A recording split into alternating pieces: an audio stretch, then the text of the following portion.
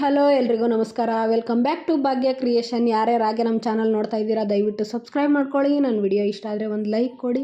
ನಾನಿವತ್ತು ಒಂದು ಒಳ್ಳೆ ಮೆಂತ್ಯ ಚಿಕನ್ ಗ್ರೇವಿ ಮಾಡ್ತಾಯಿದ್ದೀನಿ. ಅಂದರೆ ಮೆಂತ್ಯ ಚಿಕನ್ ಅಂದ್ಕೊಳ್ಳಿ, ಗ್ರೇವಿ ಏನಿಲ್ಲ, ಬೇಕು ಅಂದರೆ ನೀವು ಮಾಡ್ಕೋಬೋದಷ್ಟೇ. ತುಂಬಾ ಚೆನ್ನಾಗಿರುತ್ತೆ. ನೀವು ನಿಜ ಬೇರೆ ಥರ ಎಲ್ಲ ಮಾಡಿರ್ಬೋದೇನೋ, ಈ ಥರ ಒಂದು ಸಲ ಟ್ರೈ ಮಾಡಿ, ಸಾಕತ್ತಾಗಿರುತ್ತೆ. ಈಗ ನಾನು ಮೊದಲಿಗೆ ಚಿಕನ್ನ ವಾಶ್ ಮಾಡಿ ಎತ್ತಿಟ್ಕೊಂಡಿದ್ದೀನಿ. ಈಗ ಒಂದು ಬೌಲ್ಗೆ ಮೊಸರನ್ನ ಹಾಕ್ಕೊಂಡಿದ್ದೀನಿ, 1 ಕಪ್ಪಷ್ಟು ಮೊಸರನ್ನ.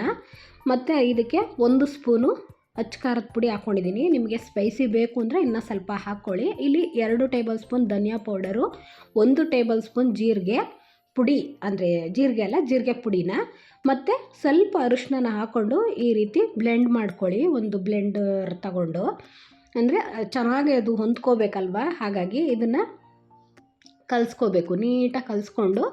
ಈಗ ಇದಕ್ಕೆ ಸ್ವಲ್ಪ ಕಸೂರಿ ಮೆಥಿ ಹಾಕ್ಕೊಂಡು ಇದನ್ನು ಬ್ಲೆಂಡ್ ಮಾಡ್ಕೊಳ್ಳೋಣ. ಯಾಕೆ ಅಂದರೆ ಆಲ್ರೆಡಿ ನಾವು ಮೆಂತ್ಯ ಸೊಪ್ಪು ಹಾಕ್ತೀವಿ, ಬಟ್ಟು ಈ ರೀತಿ ಮಸಾಲ ನಾವು ರೆಡಿ ಮಾಡುವಾಗ ಸ್ವಲ್ಪ ಕಸೂರಿ ಮೆಥಿ ಹಾಕಿದ್ರೆ ಆ ಫ್ಲೇವರು ತುಂಬಾ ಚೆನ್ನಾಗಿರುತ್ತೆ, ಅರೋಮನು ಅಷ್ಟೇ ಚೆನ್ನಾಗಿರುತ್ತೆ. ನೋಡಿ, ತುಂಬ ಸ್ಪೆಷಲ್ಲಾಗಿರುತ್ತೆ ಈ ಚಿಕನ್ನು. ನಿಮಗೆ ಜಾಸ್ತಿ ಮಸಾಲ ಅನಿಸಲ್ಲ, ಮಕ್ಕಳಿಂದ ದೊಡ್ಡವ್ರಿಗೂ ತುಂಬ ಇಷ್ಟಪಡ್ತಾರೆ. ಇದಕ್ಕೆ ನಾನು ಇಲ್ಲಿ ಈರುಳ್ಳಿ ಮತ್ತು ಟೊಮೊಟೊನ ಕಟ್ ಮಾಡಿ ಇಟ್ಕೊಂಡಿದ್ದೀನಿ. ಒಟ್ಟು ಟೊಮೊಟೊನ ಪೇಸ್ಟ್ ಮಾಡ್ಕೋಬೇಕು. ಇಲ್ಲಿ ನೋಡಿ, 1 ಕಟ್ಟಷ್ಟು ಮೆಂತ್ಯ ಸೊಪ್ಪನ್ನು ನಾನು ವಾಶ್ ಮಾಡಿ ಎತ್ತಿಟ್ಕೊಂಡಿದ್ದೀನಿ. ಇವಾಗ ಗ್ಯಾಸ್ ಹಚ್ಬಿಟ್ಟು ಒಂದು ಬಾಣಲಿನ ಇಟ್ಕೊಳ್ಳೋಣ. ಈಗ ಅಂದರೆ ಚಿಕನೆಲ್ಲ ಸ್ವಲ್ಪ ಎಣ್ಣೆ ಜಾಸ್ತಿ ತಿನ್ನೋಲ್ಲ ಕೆಲವರು, ಆದರೆ ಚಿಕನೆಲ್ಲ ಎಣ್ಣೆ ಬಿಟ್ಕೊಳ್ಳೋದ್ರಿಂದ ಒಂದು ಮೀಡಿಯಮ್ ಇದರಲ್ಲಿ ನಾವು ಎಣ್ಣೆನ ಹಾಕ್ಕೊಳ್ಳೋಣ. ಈಗ ಇಲ್ಲಿ ಸ್ಟಾರ್ ಹೂವು, ಮರಾಠಿ ಮೊಗ್ಗು, ಮತ್ತು ಲವಂಗ, ಪಲಾವ್ ಎಲೆ, ಜಾಯಿಪತ್ರೆ, ಕಲ್ಲುವು, 1 ಗರಂ ಮಸಾಲ ಏಲಕ್ಕಿ ಬರುತ್ತೆ ದಪ್ಪದು, ಅದೊಂದನ್ನು ಹಾಕ್ಕೊಂಡಿದ್ದೀನಿ. ನಾನು ಮಾಮೂಲಿ ಏಲಕ್ಕಿ ಹಾಕಿಲ್ಲ. ನೀವು ಇದಿಲ್ಲ ಅಂದರೆ ನೀವು ಮಾಮೂಲಿ ಏಲಕ್ಕಿನ ಹಾಕ್ಕೊಂಡ್ರೆ ಸಾಕು. ಈಗ ನಾನಿಲ್ಲಿ ಉದ್ದಕ್ಕೆ ಸ್ಲೈಸಿಗೆ ಕಟ್ ಮಾಡ್ಕೊಂಡಿರೋ ಅಂಥ ಈರುಳ್ಳಿನ 1-2ನ ಹಾಕ್ಕೊಂಡಿದ್ದೀನಿ. ಈ ರೀತಿ ಉದ್ದುದ್ದಕ್ಕೆ ಕಟ್ ಮಾಡಿ ಹಾಕ್ಕೊಂಡು ಮಾಡಿರೋದ್ರಿಂದ ಇನ್ನೂ ಒಂಥರ ಡಿಫ್ರೆಂಟಾಗೂ ಕಾಣುತ್ತೆ ಮತ್ತು ತುಂಬ ಚೆನ್ನಾಗಿರುತ್ತೆ. ಈಗ ಈರುಳ್ಳಿ ಫ್ರೈ ಆಗೋದ್ರೊಳಗೆ ನಾನಿಲ್ಲಿ ಟೊಮೊಟೊನ ಪೇಸ್ಟ್ ಮಾಡ್ಕೊತಾ ಇದ್ದೀನಿ. ಇಲ್ಲಿ 2 ಟೊಮೊಟೊ ತೊಗೊಂಡಿದ್ದೀನಿ, ಯಾಕೆಂದರೆ ತುಂಬ ಹುಳಿ ಆಗಿರಬಾರ್ದು, ಒಂದು ನಾರ್ಮಲಾಗಿರಬೇಕು. ಹಾಗೆ ನಾನಿಲ್ಲಿ 2 ಟೊಮೊಟೊನ ತೊಗೊಂಡಿದ್ದೀನಿ.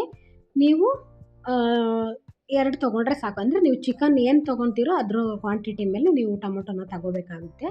ಮತ್ತು ಇಲ್ಲಿ ಶುಂಠಿ ಬೆಳ್ಳುಳ್ಳಿ ಪೇಸ್ಟನ್ನು ಹಾಕ್ಕೋತಾ ಇದ್ದೀನಿ. ಇಲ್ಲಿ ಒಂದು ಮೀಡಿಯಮ್ ಸೈಜು 1 ಸ್ಪೂನಷ್ಟು ಶುಂಠಿ ಬೆಳ್ಳುಳ್ಳಿ ಪೇಸ್ಟು. ಬಟ್ ಹೆವಿ ಮಸಾಲ ಇರೋಲ್ಲ, ತಿಂತಾಯಿದ್ರೆ ನಿಜ ತಿಂತಾನೇ ಇರಬೇಕು ಅಂತ ಅನಿಸುತ್ತೆ, ಅಷ್ಟು ಟೇಸ್ಟಿಯಾಗಿರುತ್ತೆ, ಒಂಥರ ಡಿಫ್ರೆಂಟಾಗಿರುತ್ತೆ. ನೋಡಿ ಒಂದು ಸಲ. ಇಲ್ಲಿ ಮೆಂತ್ಯ ಸೊಪ್ಪನ್ನ ನಾನು ವಾಶ್ ಮಾಡಿ ಎತ್ತಿಟ್ಕೊಂಡಿದ್ದೆಲ್ಲ ಸಣ್ಣಗೆ ಕಟ್ ಮಾಡಿಬಿಟ್ಟು ಈ ಈರುಳ್ಳಿ ಫ್ರೈ ಆಗಿದೆಯಲ್ಲ ಅದ್ರ ಜೊತೆಲೇ ಹಾಕ್ಕೊಂಡು ಇದನ್ನು ಅಷ್ಟೇ ಚೆನ್ನಾಗಿ ಎಣ್ಣೆಲಿ ಫ್ರೈ ಮಾಡ್ಕೊಳ್ಳಿ. ಅದರಲ್ಲಿ ನೀರಿನಂಶ ಏನಿರುತ್ತೋ ಅದೆಲ್ಲ ಹೊರಟೋಗ್ಬೇಕು, ಆ ರೀತಿ. ಇವಾಗ ನಾನು ಆವಾಗಲೇ ಮೊಸರಲ್ಲಿ ಸ್ವಲ್ಪ ಮಸಾಲ ಎಲ್ಲ ಮ್ಯಾಗ್ನೇಟ್ ಥರ ಮಾಡಿಟ್ಟಿದ್ನಲ್ವ, ಇವಾಗ ಅದನ್ನು ಈ ಒಗ್ಗರಣೆಲಿ ಹಾಕ್ಕೊಳ್ಳೋಣ. ಈಗ ಸ್ವಲ್ಪ ಮಿಕ್ಸ್ ಮಾಡ್ಕೊಳ್ಳಿ, ಏಕೆಂದರೆ ಸ್ವಲ್ಪ ಮೊಸರುದಾಗಲಿ ಖಾರದ್ದು ಏನು ಹಸಿ ವಾಸನೆ ಇರುತ್ತೋ ಸ್ವಲ್ಪ ಅದು ಹೊಂದ್ಕೋಬೇಕು ಈ ಒಗ್ಗರಣೆಲಿ, ಹಾಗಾಗಿ. ಮತ್ತು ಅದಕ್ಕೆ ಇನ್ನೊಂದು ಸ್ವಲ್ಪ ನೀರು ಹಾಕ್ಕೊಳ್ಳಿ. ತುಂಬ ಗಟ್ಟಿಯಾಗಿತ್ತಲ್ವ, ಸ್ವಲ್ಪ ಮಸಾಲ ಇನ್ನೂ ಇತ್ತಲ್ವ ಪಾತ್ರೆಯಲ್ಲಿ, ಅದಕ್ಕೆ ಇನ್ನೂ ಸ್ವಲ್ಪ ನೀರು ಹಾಕ್ಕೊಂಡು ಮಿಕ್ಸ್ ಮಾಡಿ ಹಾಕ್ಕೊಂಡಿದ್ದೀನಿ. ಈ ರೀತಿ ಸ್ವಲ್ಪ ಎಣ್ಣೆ ಬಿಡೋ ಥರ ಆಗುತ್ತಲ್ವ, ಈ ರೀತಿ ಕುದಿಸ್ಕೊಳ್ಳಿ, ಏಕೆಂದರೆ ಅದರಲ್ಲಿ ಮಸಾಲ ಇರೋದೆಲ್ಲ ಚೆನ್ನಾಗಿ ಕುದ್ರೆ ನಮಗೆ ತುಂಬ ಚೆನ್ನಾಗಿರುತ್ತೆ. ಇವಾಗ ನಾನು ಟೊಮೊಟೊ ಪ್ಯೂರಿನ ಹಾಕೋತಾ ಇದ್ದೀನಿ. ಇಲ್ಲಿ ನೋಡಿ, ನಾನು 2 ತೊಗೊಂಡಿರೋದ್ರಿಂದ ಸಾಕು, ಇಷ್ಟೇ. ನಿಮಗೆ ಸಿಂಪಲ್ಲಾಗಿ ಮತ್ತು ಹಾಗೆ ತಿನ್ನೋದಕ್ಕಂತೂ ಚಿಕನ್ನು ತುಂಬಾ ಮಾಮೂಲಿ ಫ್ರೈ ಎಲ್ಲ ಮಾಡ್ತೀವಿ, ಅದ್ರ ಬದಲು ಇದು ಗ್ರೇವಿ ಥರನೂ ಮಾಡ್ಕೋಬೋದು. ಬಟ್ಟು ಬೇಡ, ಬರೀ ಹಾಗೆ ತಿನ್ನೋದಕ್ಕೆ ತುಂಬಾ ಚೆನ್ನಾಗಿರುತ್ತೆ. ಗ್ರೇವಿನೂ ಸ್ವಲ್ಪ ಇರುತ್ತೆ, ನಿಮಗೆ ಬೇಕು ಅಂದರೆ ಮಾಡ್ಕೋಬೋದು. ಈಗ ಚೆನ್ನಾಗಿ ಮಿಕ್ಸ್ ಕೊಟ್ಬಿಟ್ಟು ಇದನ್ನು ಮುಚ್ಚಳ ಮುಚ್ಚಿಬಿಟ್ಟು ಒಂದು ಕುದಿ ಕುದಿಸ್ಕೊಳ್ಳೋಣ. ಏಕೆಂದರೆ ಟೊಮೊಟೊಲಿ ಹಸಿ ವಾಸನೆ ಏನಿರುತ್ತೋ ಅದು ಚೆನ್ನಾಗಿ ಹೋಗಬೇಕು, ಮತ್ತು ಆ ಮಸಾಲ ಜೊತೆಗೆ ಟೊಮೊಟೊ ಪ್ಯೂರಿನೂ ಚೆನ್ನಾಗಿ ಹೊಂದ್ಕೋಬೇಕು. ಹಾಗಾಗಿ ಇವಾಗ ನೋಡಿ, ಚೆನ್ನಾಗಿ ಕುದೀತಾ ಇತ್ತು, ಎಲ್ಲ ಮಿಕ್ಸ್ ಕೊಟ್ಕೊಂಡು ಇವಾಗ ನಾನು ವಾಶ್ ಮಾಡಿಟ್ಟಿರೋ ಅಂಥ ಚಿಕನ್ನ ಹಾಕೋತಾ ಇದ್ದೀನಿ. ಇಲ್ಲಿ 1 kg ಚಿಕನ್ ಇದೆ, ನಾನು 1 kg ಮಾಡ್ತಾಯಿದ್ದೀನಿ. ನೀವು ಒಂದು 1/2 kg ಮಾಡ್ಕೋಬೋದು, ಏನು ತೊಂದರೆ ಇಲ್ಲ. ಇಲ್ಲ ಜಾಸ್ತಿ ಕ್ವಾಂಟಿಟಿಲಿ ಮಾಡ್ತೀನಿ ಅಂದರೆ ಈ ರೀತಿ ಮಾಡಿ, ತುಂಬಾ ಚೆನ್ನಾಗಿರುತ್ತೆ ಟೇಸ್ಟ್ ಅಂತೂ. ಕೆಲವ್ರಿಗೆ ಮಸಾಲೆ ಎಲ್ಲ ಇಷ್ಟನೇ ಆಗಲ್ಲ, ಮಾಮೂಲಿ ಸಾಂಬಾರು ಥರನೇ ಇರಬೇಕು ಅಂತ ಇಷ್ಟಪಡ್ತಾರೆ. ಹೆವಿ ಮಸಾಲ ಖಾರ ತಿನ್ನಲ್ಲ ಕೆಲವರು, ಈಗ BP ಎಲ್ಲ ಇರುತ್ತಲ್ವ ಅಂಥವ್ರಿಗೆ ಈ ರೀತಿ ಮಾಡ್ಕೊಳ್ಳೋದು ತುಂಬಾ ಒಳ್ಳೆಯದು. ಇವಾಗ ರುಚಿಗೆ ತಕ್ಕಷ್ಟು ಉಪ್ಪನ್ನು ಹಾಕಿದ್ದೀನಿ ಚಿಕನ್ನೆಲ್ಲ ಹಾಕಾದ್ಮೇಲೆ.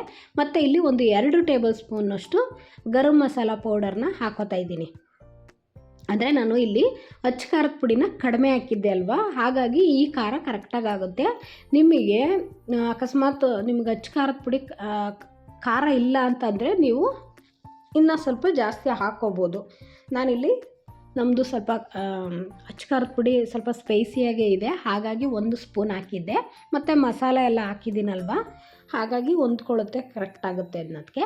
ಇವಾಗ ನೋಡಿ ಎಲ್ಲ ಮಿಕ್ಸ್ ಮಾಡಿಬಿಟ್ಟು, ನಾನು ಇಲ್ಲಿ ನೀರೇನೂ ಹಾಕಿಲ್ಲ, ಯಾಕೆಂದರೆ ನಾವು ಚಿಕನ್ನು ನಾವು ಹಾಕಿದ್ರೆ ಸ್ವಲ್ಪ ಅದರಲ್ಲೂ ನೀರಿನಂಶ ಇರುತ್ತೆ, ಅದು ಬಿಟ್ಕೊಳ್ಳುತ್ತೆ. ಹಾಗಾಗಿ ನಾನು ಇಲ್ಲಿ ನೀರೇನು ಹಾಕಿಲ್ಲ. ನೀವು ಅಷ್ಟೇ, ಅಂದರೆ ಫುಲ್ಲು ಸೋರಿಸಿದ್ರೆ ಮಾತ್ರ ಸ್ವಲ್ಪ ನೀರು ಹಾಕ್ಕೋಬೋದು. ಅಂದರೆ ಇದು ಈ ರೀತಿ ಮಾಡಿಕೊಂಡ್ರೆ ನಿಮಗೆ ರೈಸ್ ತಿನ್ನೋದಕ್ಕೂ ತುಂಬಾ ಚೆನ್ನಾಗಿರುತ್ತೆ. ಸಿಂಪಲ್ಲಾಗಿ ಒಂದು ಸಲ ಟ್ರೈ ಮಾಡಿ ನೋಡಿ. ಇವಾಗ ಈ ರೀತಿ ಮಿಕ್ಸ್ ಮಾಡಿ ಚೆನ್ನಾಗಿ ಬೇಯಿಸ್ಕೋಬೇಕು. ಮುಚ್ಚಿ ಬೇಯಿಸ್ಕೊಂಡ್ರೆ ನಿಮಗೆ ಒಂದೇ ಹದವಾಗಿ ಚೆನ್ನಾಗಿ ಬೇಯುತ್ತೆ. ಎಣ್ಣೆ ಮೇಲ್ಗಡೆ ಬಿಟ್ಕೊಂಬಂತು ನೋಡಿ. ಇವಾಗ ಬೆಂದಿದೆ ಚಿಕನ್ನು. ಇವಾಗ ಮೇಲ್ಗಡೆ ಸ್ವಲ್ಪ ಕೊತ್ತಂಬರಿ ಸೊಪ್ಪನ್ನು ಉದುರಿಸ್ಬಿಟ್ಟು ಮಿಕ್ಸ್ ಕೊಡಿ, ತುಂಬಾ ಚೆನ್ನಾಗಿರುತ್ತೆ. ನಿಮಗೆ ನೀರಿನಂಶ ಬೇಡ ಅಂತಂದರೆ ನೀವು ಚೆನ್ನಾಗಿ ಈಗೇ ನೀರಿನಂಶ ಎಲ್ಲ ಕುದಿಸಿ ಸ್ವಲ್ಪ ಖಾಲಿ ಮಾಡಿ, ಆಮೇಲೆ ಗಟ್ಟಿಗೂ ಇರುತ್ತೆ ಪೀಸ್ ತಿನ್ನೋದಕ್ಕೆ ಫ್ರೈ ಥರ. ಇಲ್ಲಾಂದರೆ ಈ ರೀತಿ ಮಾಡಿಕೊಂಡ್ರೆ ಸಾಕು, ನಿಮಗೆ ಎಲ್ಲದಕ್ಕೂ ಸೂಟ್ ಆಗುತ್ತೆ. ತುಂಬಾ ಚೆನ್ನಾಗಿರುತ್ತೆ, ರುಚಿಯಾಗಿರುತ್ತೆ. ಈ ರೀತಿ ನಿಜ ಒಂದು ಸಲ ತಿಂದು ನೋಡಿದ್ರೆ ಪದೇ ಇದೇ ಥರ ಟೇಸ್ಟ್ ಬರಲಿ ಅಂತ ಮಾಡ್ಕೋತೀರ. ಈಗ ನಮ್ಮ ಚಾನಲ್ನ ಸಪೋರ್ಟ್ ಮಾಡಿ, ಸಬ್ಸ್ಕ್ರೈಬ್ ಮಾಡ್ಕೊಳ್ಳಿ, ಶೇರ್ ಮಾಡಿ, ಕಮೆಂಟ್ ಮಾಡಿ. Thank you for watching.